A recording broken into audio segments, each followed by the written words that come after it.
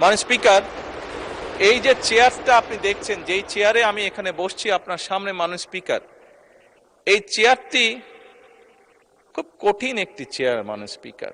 এই চেয়ারটি দেখলে মনে হয় বসতে খুব আরাম, আসলে মাননীয় স্পিকার মোটেও আরামের না।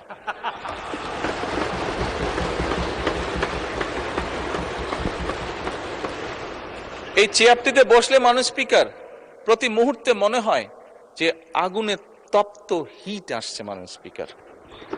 হাসার কিছু নেই, আমি যা ফিল করি আমি আপনাদেরকে তাই বলছি,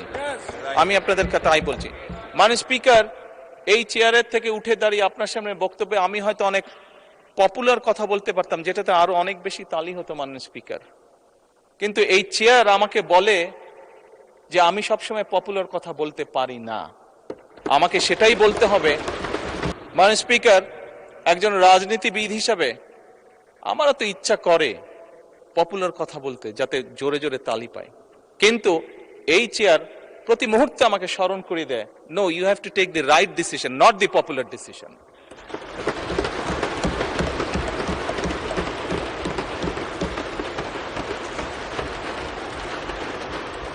মাননীয় স্পিকার, আপনার মাধ্যমে আজকে এই সংসদের এই সবুজ চেয়ারে যারা বসে আছেন, আমি মনে করি আজকে বোধহয় আমাদেরকে সিদ্ধান্ত নিতে হবে যে আসুন আমরা পপুলার ডিসিশনে আলাপ করব না, আমরা আলাপ করব সঠিক ডিসিশনের ব্যাপারে, রাইট ডিসিশনের ব্যাপারে।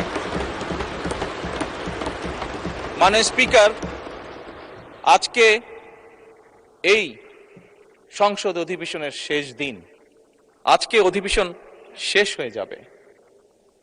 আমার সংসদ নেতা হিসেবে আমার দলের সদস্যদের কাছে, বিরোধী দলীয় বন্ধুদের কাছে, সহকর্মীদের কাছে, সদস্যদের কাছে আমার অনুরোধ থাকবে যে আসুন আগামী অধিবেশন যেটি শুরু হবে সেখানে আমরা আলোচনা করব আমরা কত দ্রুত দেশে বিদ্যুতের সমস্যার সমাধান করতে পারি।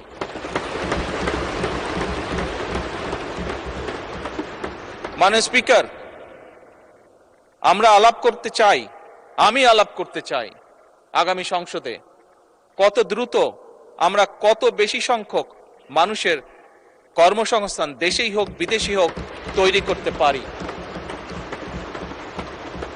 মাননীয় স্পিকার, এই সংসদে দাঁড়িয়ে আমি আলাপ করতে চাই যে আমাদের শিক্ষা প্রতিষ্ঠান, আমাদের হাসপাতালগুলোতে কত দ্রুত শিক্ষা এবং চিকিৎসা সুবিধা আমরা পৌঁছে দিতে পারি।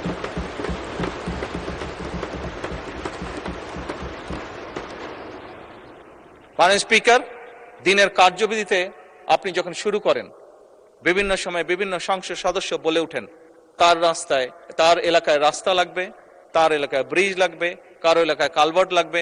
স্বয়ং বিরোধী দলীয় নেতা ওনার এলাকার সমস্যার কথা বলেছেন।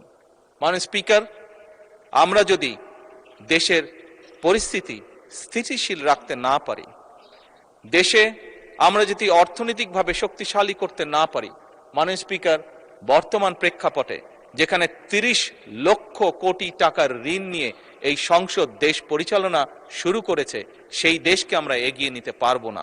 আমরা যদি একটি স্টেবল গভর্নমেন্ট রাখি, আমরা যদি একটি স্টেবল পার্লামেন্ট এনশিওর করতে না পারি, মাননীয় স্পিকার, আমরা